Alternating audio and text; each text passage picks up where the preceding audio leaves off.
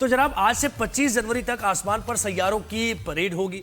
निज़ाम शमसी के 6 सैयारे एक कतार में नजर आएंगे आपको।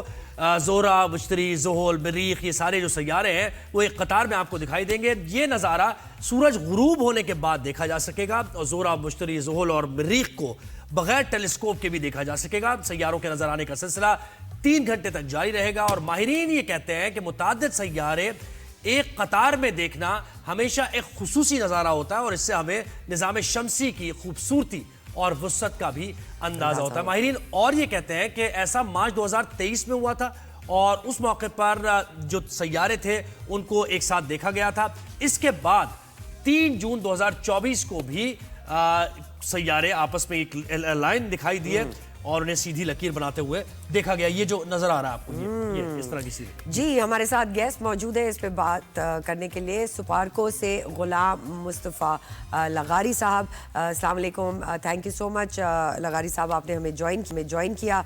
बताइए जी, ये सितारों की परेड क्या है और हम क्या कराची से, पाकिस्तान से, लाहौर, दीगर इलाकों से क्या ये परेड देख सकेंगे?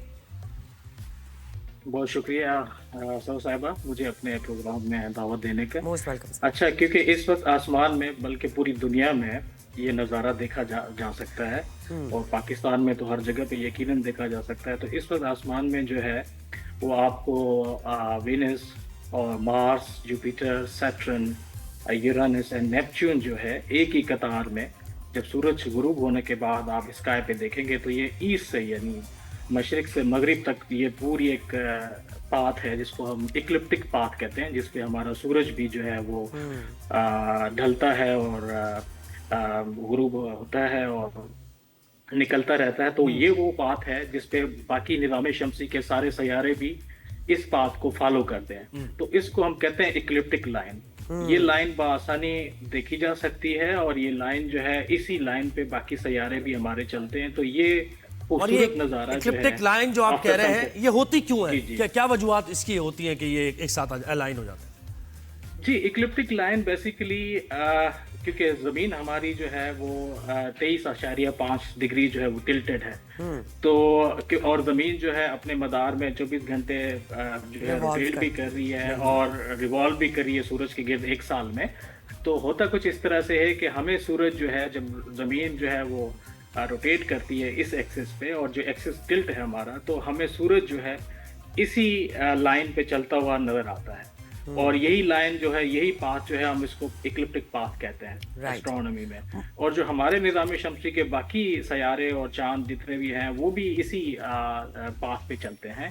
तो ये पाथ आप आसानी आफ्टर सनसेट जो है आप देख सकते हैं कि ये बहुत 6 के 6 सैयारे और 7वां सैयारा फरवरी के एंड में यानी जो मरकरी है वो इनको ज्वाइन करेगा। तो ये 7 सैयारों का नज़ारा आप फरवरी के एंड तक जो है वो देख सकते हैं और ये बड़ा रेयर एक फेनोमेनन। बिल्कुल। अच्छा, अब मुस्तफ़ा साहब ये भी बताइए, बड़े मिथ्स हैं इस अलाइनमेंट के अराउंड एस्ट्रोलॉजी में। क्या आपको लगता है कि कुछ क़यामत आ जाएगी, बात होती हम है? लोग स्टोन एज में चले जाएंगे, फिर एकदम अंधेरा छा जाएगा, फिर नऊसत आ जाएगी, ये भी बड़ी चीजें है ना। तो बड़े मिथ्स है इसके अराउंड, क्या कहेंगे? इससे एक्चुअली कोई खास इफेक्ट होता है अर्थ पे?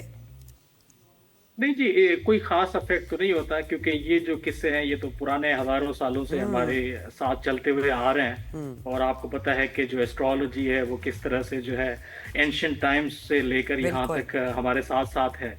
तो ये खैर उसमें तो बहुत सारी किस्से और बातें कही जा सकती है, लेकिन हकीकत में ऐसा कोई इम्कान नहीं है कि इसका कोई इफेक्ट हो, कोई नौसत हो, कोई ड्राउट आ जाए, कोई सुनामी आ जाए या कोई जो है अर्थ पे जो है कोई ज़लज़ला आ जाए। तो इस तरह से कोई इसका चांस नहीं। और जो 2023 में ये अलाइनमेंट हुई थी, क्या वो मुख्तलिफ प्लैनेट्स की थी या इन्हीं प्लैनेट्स की अलाइनमेंट थी दोबारा?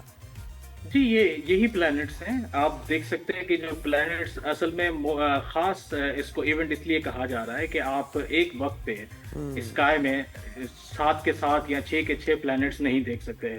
आम दिनों में आप हर महीने जो है 3-4 प्लैनेट आप देखते रहते हैं कि आपके स्काई पे एक वक्त मौजूद होते हैं। लेकिन ये जो 6 या 7 की अलाइनमेंट है ये क्योंकि आपके जो प्लैनेट्स है वो मुख्तलिफ उनका जो रोटेशनल पीरियड है वो अराउंड सन वो मुख्तलिफ है। और जो ये- करीब तरीन है वो तेजी से घूम रहे हैं, और जो दूर है वो बहुत वो आहिस्ता slowly घूम रहे घूम रहे हैं। जी जी। और तो ये इस नेकेड वजह आई जो से है, देख सकते हैं लगारी साहब, या इसके लिए कोई बहुत ही पावरफुल टेलीस्कोप चाहिए होगा? देखिए जी, नेकेड आई से बआसानी 4 प्लैनेट देखे जा सकते हैं, और आप देखेंगे तो जुपिटर और वेनस जो है वो बहुत ब्राइट है, और मार्स भी बहुत ब्राइट है, रेडिश एक जी, स्टार आपको orange नजर आ आता रहा है। होगा, ऑरेंज बिल्कुल। और इसी तरह जो है सैटर्न को भी बहुत डिम है लेकिन देखा जा सकता है नेकेड आई से।